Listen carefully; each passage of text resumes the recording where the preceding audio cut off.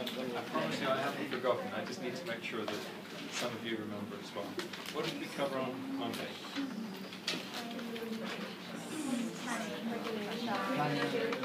Planning and regulation. Very good. Any details at all? Spoke about how the different roles that they have and that they cannot inter-role, like enforcing rules and also being good advisors. Right. Yeah. Anything else?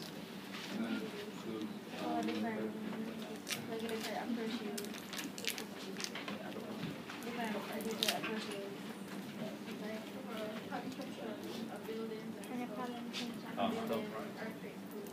Okay.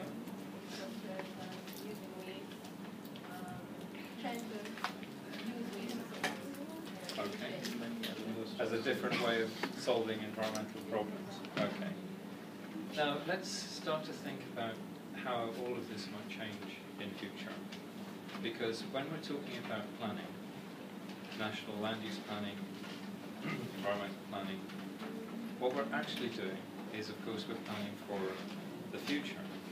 Because we're actually saying, for example, what kind of city do we want to live in?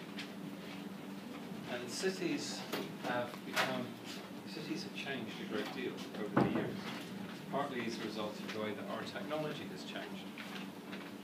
There was a time, a little over 100 years ago, when very few people had motor vehicles, and people relied on horses and bicycles and so on. And this had a number of implications, one of them being that cities typically did not have suburbs.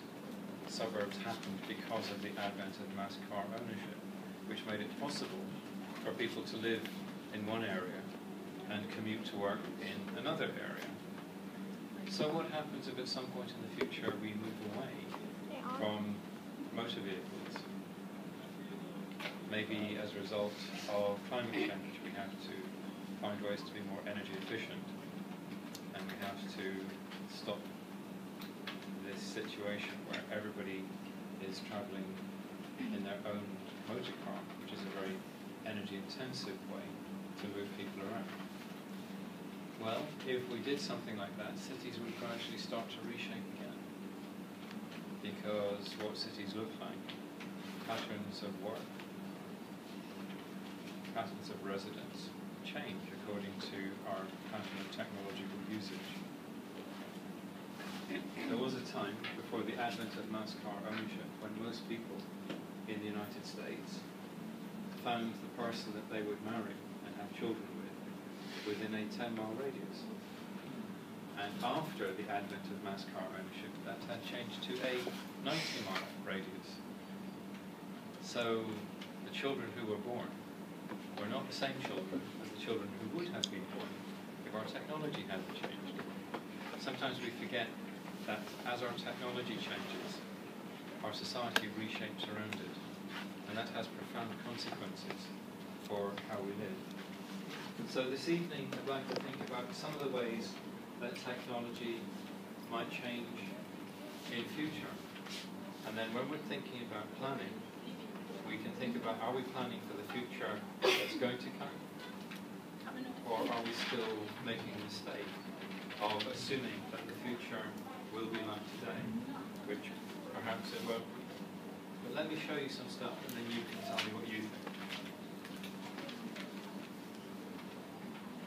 Here is an extract from a report, a fairly recent report that we did for HART, NTA, looking at the kinds of jobs that we think are going to disappear in the near future, jobs that are going to be automated out of existence.